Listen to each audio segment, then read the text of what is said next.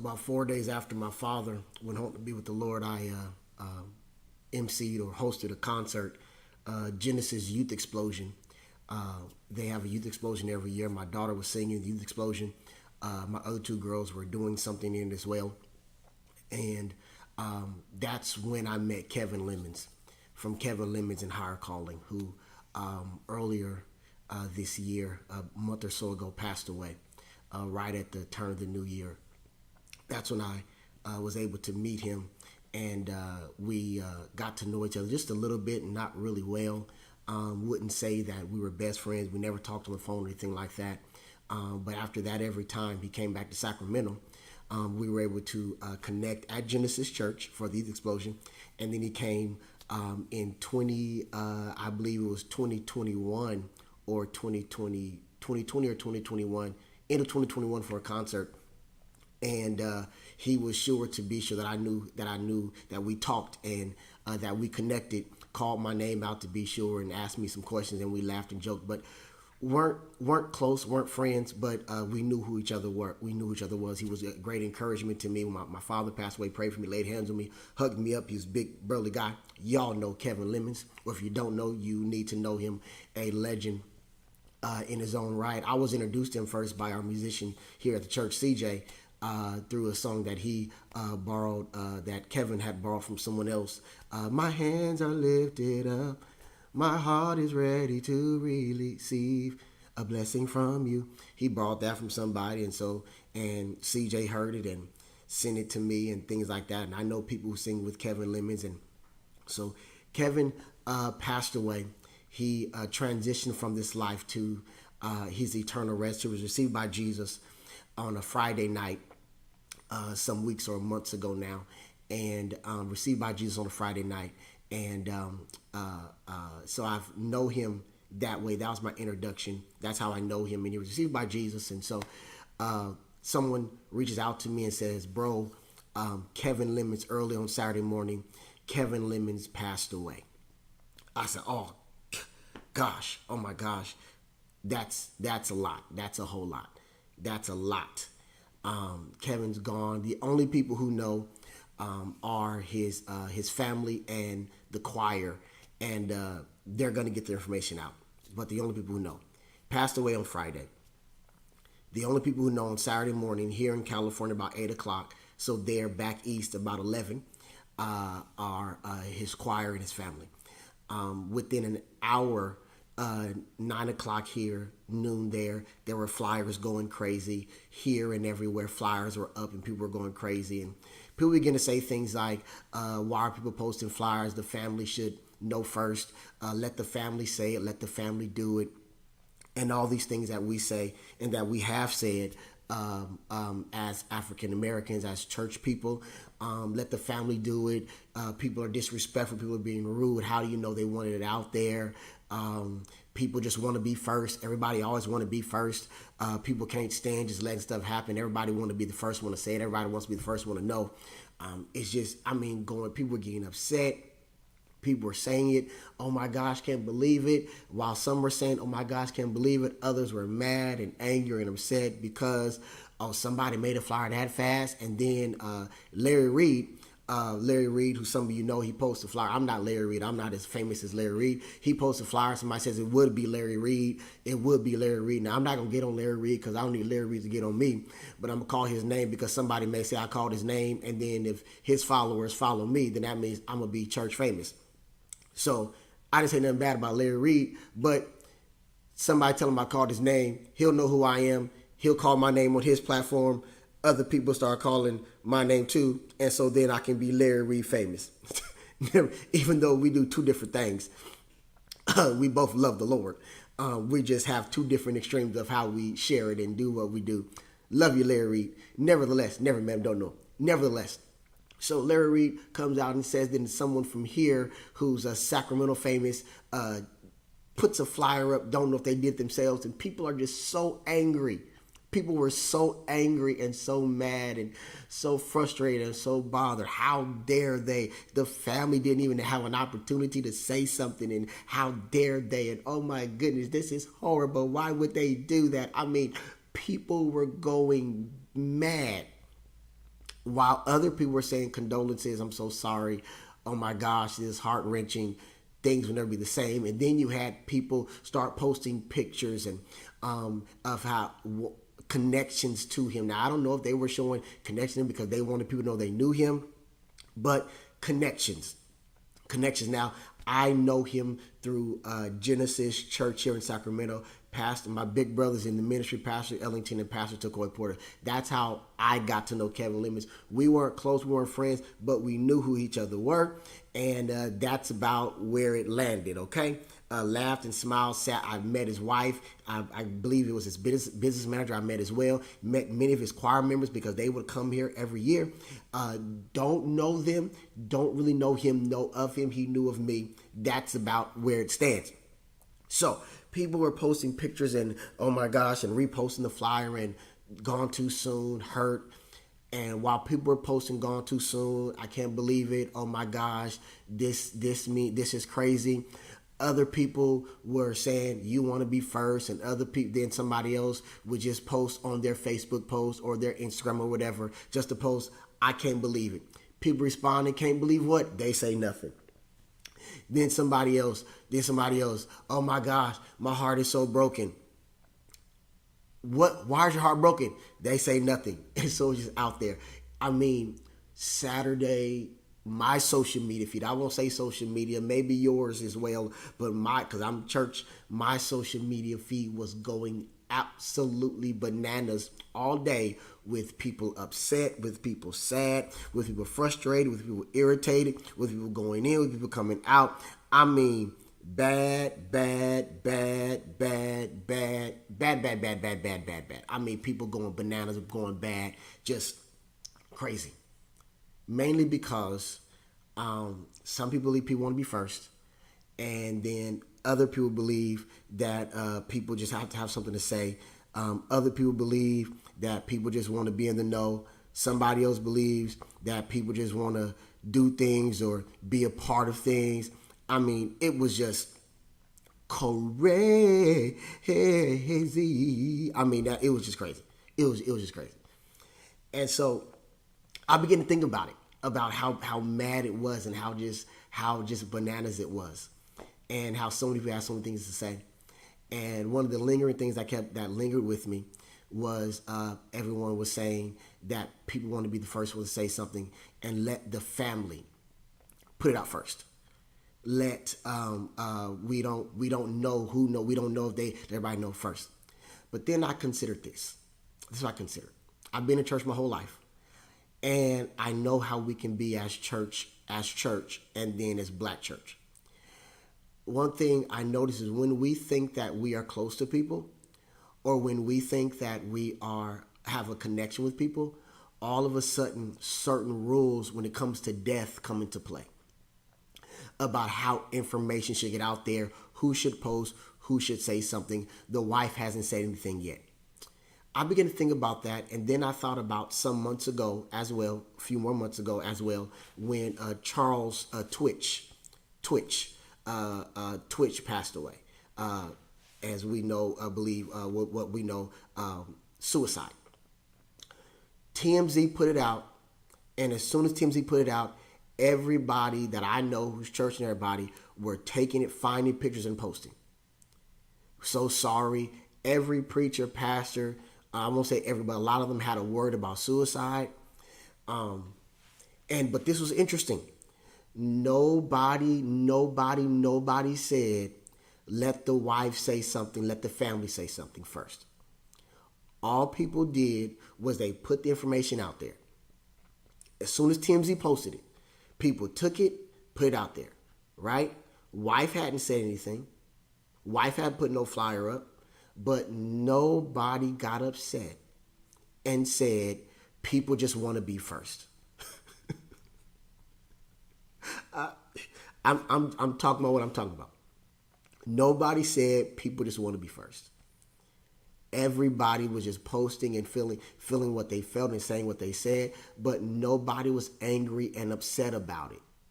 None of my church friends was angry and upset that the wife didn't say something first. Now, from what we know, Twitch's wife, DJ Dancer, his wife that we don't know, his wife didn't say anything for almost a week or over a week. while people even speculated that she had something to do with it, and why would she go to the police? Why would she go right to the police office and say he's missing? And people speculate all that, but nobody on my feed said that I know of. We have to let them grieve. We let them take their time. Nobody said that. Why? Because we have unwritten rules for us. We have rules for us that we don't have about regular life.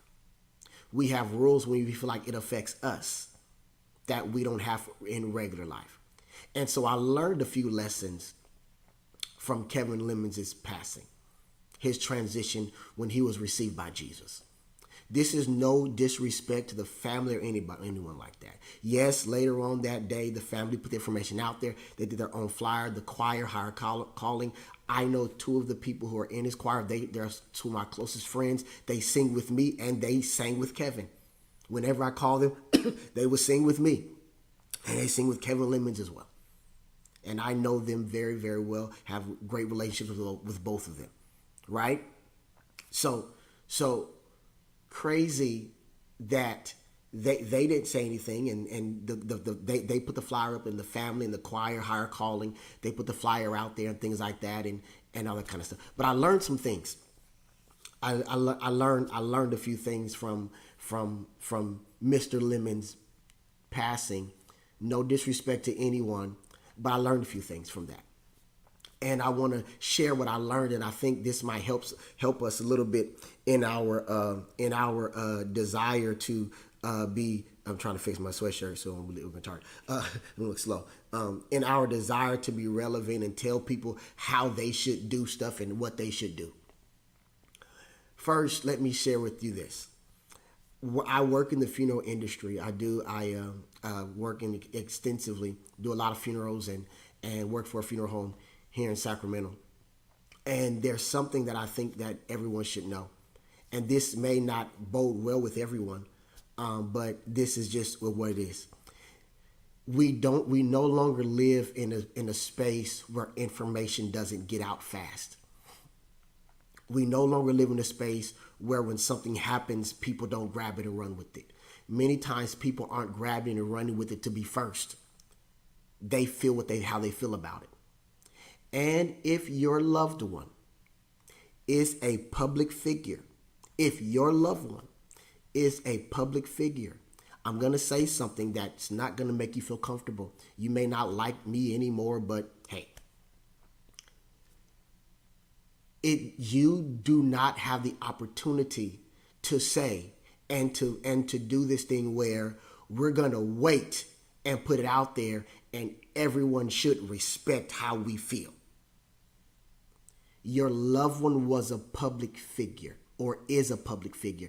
They live their lives in the public, and many times public figures, we spend more times with our public than we do with our families. Case in point, my daddy, when he got sick, when he first went down with the first stroke, and he was there, the first things that my siblings and I did is that we hid it and we didn't tell anybody at first. And at first it was like, we didn't want anybody seeing things like that. But then we realized within a few short days that Dad's a public figure. And then we had to admit, Dad spent more time with the public than he did with us. Many of his relationships were closer with his public people than it was with us. And so we had to let his friends and his people come and be, because he was a public person.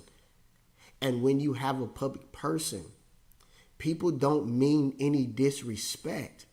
They love them too. And it's not always people trying to be first. They care too. And there's a whole group of people who care. And then families with public figures, you don't know how many close relationships that your loved ones have with people that you've never ever met. People you've never met, they have these amazing love relationships with, and you've never met them.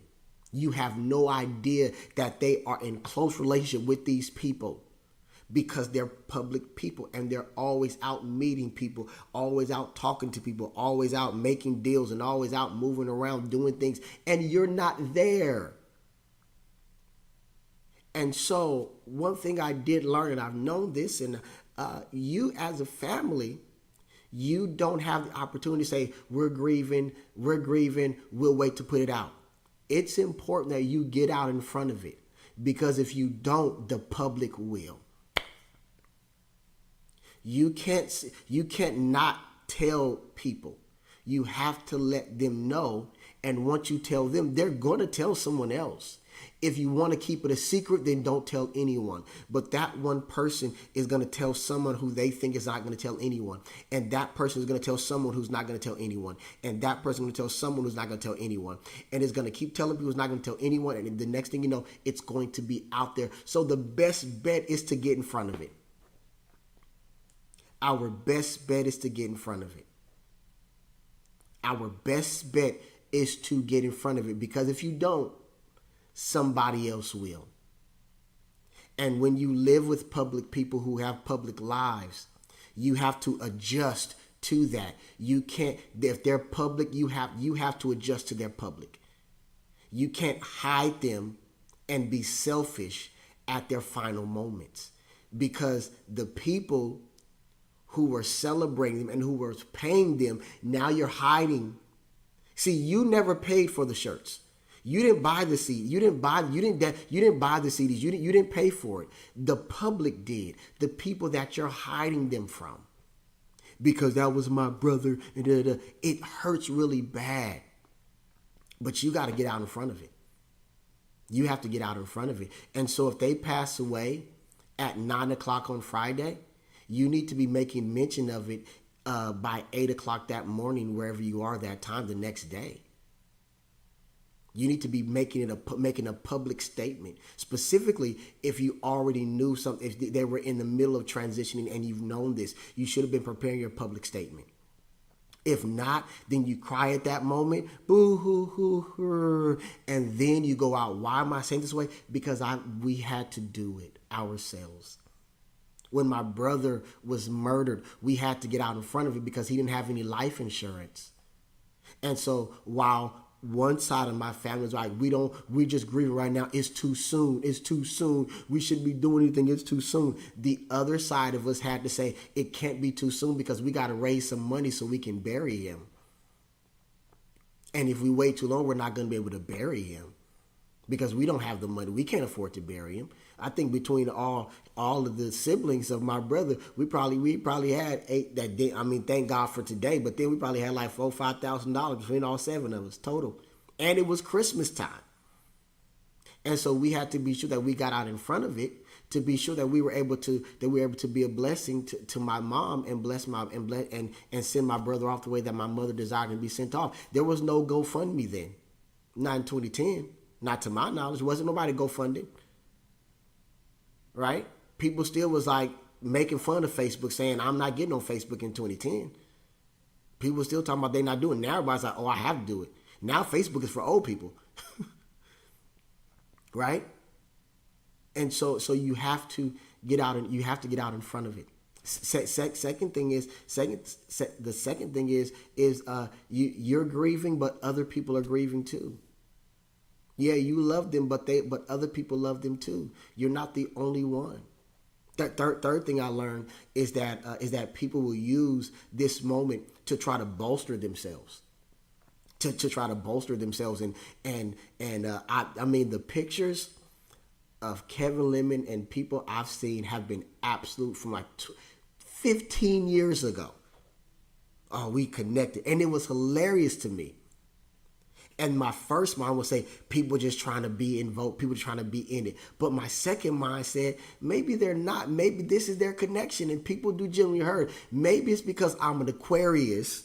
I'm a pastor, but I believe in it. I'm an Aquarius that parts of me don't have feelings. And I'm like, well, so you live, so you die. And I have felt bad because after my father passed away and I cried, then I was like, okay, got to get back to work. And some of my siblings, they weren't ready yet. And I was like thinking like, what's wrong? But then I had to realize I'm different. I'm not cut like everyone else, but everyone else is not cut like me. I was able to minister and work and go. Others of my siblings were not able to do that. And that's okay. It didn't make them bad, and it didn't make me bad. But you have to know that other people are grieving too. But then also where I'm at right now, I lost my point. Where I'm at right now is that people, they're grieving the way they grieve, and so some of it is that they're trying to find a connection. Now some people are trying to find connection to prove a point. Yeah, I knew him too. I know famous people too. Some of the pictures I've seen are absolutely hilarious. Matter of fact, a friend of mine from Georgia posted, and so I went on his post and I was like, yeah, man, this is really rough, man. I didn't know him that well, but how I did know him is tough because I was actually looking. He was just here some months ago and I just didn't go. And I don't feel bad. I'm not saying, oh my gosh, last time. No, I just didn't go. And now I'm like, dang, I wish I would have went, but I'm not walking my head hung down. But a friend of mine was like, bro, you don't remember from back in the day when you were living here in Georgia back in the day that he used to come over here and we went to dinner? I was like, no. He was like, yeah, you do. I was like, no, I don't. No, I don't have no memory of that. Yeah, the chunky dude. I know a chunky dude from 2018, 2019, 2020, 2021. I don't know him from in 2022 when 2021 and early 2022. But I don't remember him back then. Early 2000s, late. I don't remember him back then because he would have been a year older than me, same age as me, right? I don't remember him from back then. I remember him from the 2018, 2019, right? That's how I remember him. And I remember it was me, you, and da-da-da-da, and I don't. And I have to be honest and say that because I can't be the person who acts like I've had this amazing relationship with someone that I really didn't know that well. Just because someone reminded me of how I should know him. It reminded me of times when we shared the same presence. But I don't remember that. I'm not gonna call him a liar, but now that I remember it. I have no recollection of that whatsoever. But some people, they just going bananas. But that's how some people show their grief. And that's how some people do what they do. So I can't be mad at that either. Can't be mad at people making their own flyers. This is another thing. I can't be mad at people asking, how did he pass? I don't, number one, I'm still trying to figure out why that's wrong to ask. I want to know. I'm trying to figure out why that's wrong. Why that's wrong. And why that's so taboo for us to ask how people passed away. Because for black people, when somebody passes away, we ask two questions. How'd he die? How'd she die? And then the second question is, who got the body? Because once we know who got the body, then we'll know what they're going to look like. That's black church, regular black people stuff. They're not in church. How they die? What happened to them? Who did it? And who got the body? Then we'll know, if they're over there, the makeup gonna be too bright. If they're over there, they're gonna be just right. Right? That funeral home's expensive. That funeral home isn't. That funeral home's gonna throw them together. They're gonna look good at that funeral home. Right? That's how we do. And there's some things that I think culturally that we've grown up with as it's wrong. But personally, I think we all try to figure out why it is. Why is that wrong? Why is it wrong to ask how he passed away? And why do we hide it? Why do we hide that? Why is it a secret if someone has a stroke that we can't say they had a stroke? Why do we hide it? Why do we hide our sicknesses as culturally? We don't want nobody to know, but then we want everybody to feel bad for us. Why? These are questions that I have. But I'm getting ready to be done. But a pastor, as a matter of fact, it's a pastor, David Wright. What's his name? Reverend Wright, the singer. I can't think of his first name now. Somebody's gonna. I'm so glad trouble don't last always. Him. His son David Wright, who pastors the church now. He's hilarious on Instagram, and so you probably want to follow him. Shout out Pastor David Wright. His Instagram handle is Pastor DW3. So he's a great follow.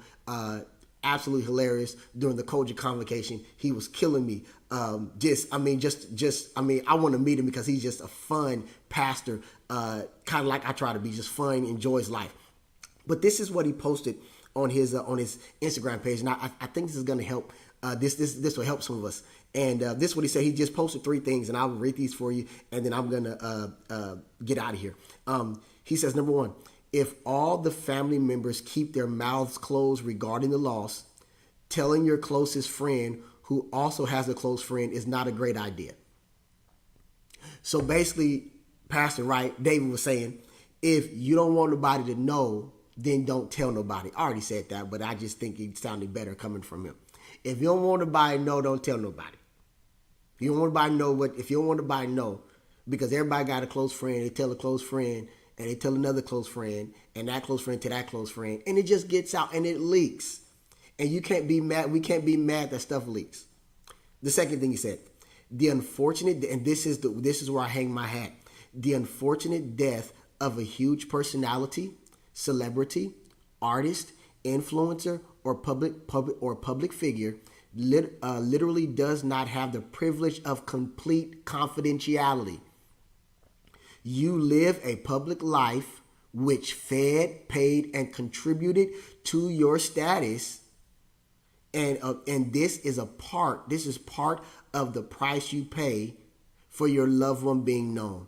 Oftentimes, you die by the same terms that you lived. You are always on social media, and so you're passing with social media. The higher you climb and the more successful you become, the privacy becomes scarce, whether you like it or not. So I looked at Kevin Lemon's passing away, like I looked at Twitch passing away. To me, they were huge figures. So I didn't get mad when TMZ put it out there first, like within hours of his death, or maybe even minutes, because we know how TMZ is. I didn't get mad at that. And I didn't get mad when Larry Reed or whoever posted and somebody was like, Larry Reed had a flyer on deck. Well, so what if he did? Larry Reed is the gospel TMZ. Larry Reed is our church TMZ. That's what Larry Reed is. He TMZ for the Church of Lord Jesus Christ. He gets the information out there one way or another, right? Whether you like it or not. And so, if you live in public, then you leaving this earth is going to be in public, and it's going to get out there. So like I said before, the family has to get in front of you. You don't have time to say we're grieving privately and just leave us alone. Then you're going to be mad when no one shows up, when people leave you alone and don't come through for you. I had a member of our church who did that one time. They didn't want to talk to nobody. Then all of a sudden, 2 weeks later, they wanted dinner, and nobody wanted to bring dinner because you don't want to be around people. And people move on. You don't, but other people do. That's harsh reality, but people do. Okay, so whether you like it or not, it's public. I need you to hear that. Whether you like it or not, it's public. And I know people still going to say, let the family. But they were public, and they spent more time dealing with their public than they did the family. The family has to understand they were public. Harsh. Number 3, the whole wait until the family post is a great response, and I get it. However, most folks don't know or are not connected to the family. So I don't know who the family is, because I know the family. I know the person I loved. I don't know the family of my favorite artist, personality, my celebrity, artist, influencer, public figure. They know of the person who they have an affinity for, who they follow, who they're a fan of, or even they're a foe of. And so you may agree, you may not disagree. I don't think Pastor Wright wrote this, but I think he just reposted it. But I think I agree with with all 3 of them. If nobody says anything, if you don't tell a close friend, no one will know. That's how you can keep it a secret. The unfortunate death of personality is huge. And but you got to get out in front of it. The higher you climb, the more success you have, the less your privacy is. And then you can't wait till the family post, because nobody's waiting on that. And the family has to live in the mindset of the celebrity, the personality, the influencer, whoever it was. They have to, when that person passes away, they have to act in the manner in which that person acted. So yeah, so everybody doesn't agree with it, but you don't have to agree with it because that's just how it happens. This is what he said. We respond to somebody, and I guess someone says something, and he says I hear you. And for me, this has hit home because when my father passed away, it was on CNN. They're in New York, CNN, News 12, New York 1, before my father's brothers knew. It leaked from the nurses, from the hospitals, from the maintenance men, from the medical professionals. He says he was a national celebrity, so everyone knew. When you deal with national people, everyone knows. And we don't have the benefit of saying, let the family, my mama didn't find out. Y'all got to get on the phone and call the people. You got to get on the phone. I know you're grieving, but in your grief, you got to get on the phone to call the people. When my daddy passed away, my daughter had just left maybe an hour before with her mother. We were all there. Bran was there. Mila and her mother were there. The girls were there. My sisters were there. They were all there. My brother Christopher had just left. My sister Ariam had left maybe an hour for that. And then Mila and her mother, Maisha, they had left about 45 minutes before. Right? Dad passes away. We're crying. And we stand around his bed. I say, let's pray, and anybody wants to have something to say. We did that, and as soon as we finished that, we walked out the room, and the first thing I did is I called Maisha, my daughter's mother. I said, hey, Marcy, she said when she saw my number, she knew what it was, and she was like, dang it, she shouldn't have left. They shouldn't have left. I said, hey, Marcy, Dad's gone. And she was like, gut punch. I said, is soup up? She said, yes, let me speak to her. So I told Mila, what I do? I had to get in front of it before somebody else did because a few of my dad's friends were there. And as soon as we broke from the room, they was on the phone. Now, we didn't tell them to call nobody. We didn't tell them they was on the phone. One of my sisters called my brother who had just left. My other sister called my sister Ariam. Somebody called Christopher. Somebody called Ariam. We had to call them before it got there. We reached out. My dad's siblings who weren't there, we reached out to my uncle reached out to the brother and said, call them, let them know right now. Let them know Yardley's gone. Let them know Yardley's gone. We had to. He was gone all of 10 minutes, and we had to get in front of it because a couple of his friends were there, and they got in front of it. Soon as we walked out that room, they was on the phone, texting on the phone right away. And so we couldn't stay behind it. We had to get out. We had to get it out there. My sister, myself and my sister, because we knew Dad was leaving. He left on a Wednesday. On that Monday, we sat there and we wrote his notice out. We did what do you call those things? I had the other day, a bulletin, whatever those things called. I can't think of it right now. It'll come to me as soon as I'm done. We had that written up already, so as soon as he left, we could put it up. Now, even if you don't know, if now that was us, we knew Dad was leaving. Even if you don't know they're leaving, you have to break your grief. I'm sorry. I'm sorry. I am so sorry. You have to break your moment to connect with whoever needs to know first. So they won't find out via social media. They won't find out over the news. Because if it's a public person, the news does not care. TMZ does not care. Right? At least Larry Reed and the other people, they be nice. Because they church, they be nice. They try to wait a little while. They try to wait for a little while. But the people there, and they don't mean any harm. You have to get out your mind. We have to get out of our minds that people mean harm when they're sharing and they're talking about. They don't mean harm. They just talking about what they're talking about. They're sharing. They love them too. They care too. And so you may not agree. You may not like it. You may be like, kill them all, let God sort them out. But when they're public, this is the price that we pay for loving public people. All right, y'all. Y'all have a good day. I'll see y'all next week. Two of them things.